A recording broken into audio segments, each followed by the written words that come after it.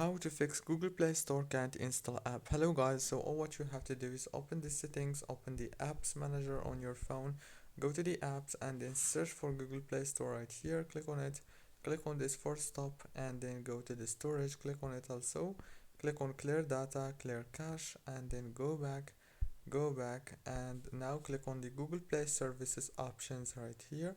Now on this option all what you have to do is click also on the force stop to stop running and now click on the storage, click on clear cache from here, go back, click on the data usage, make sure that all those options are enabled from here, and last thing you want to do is just restart your phone and then reopen the Play Store and the problem must be solved.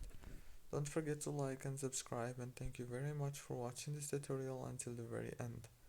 See you later. Thank you so much.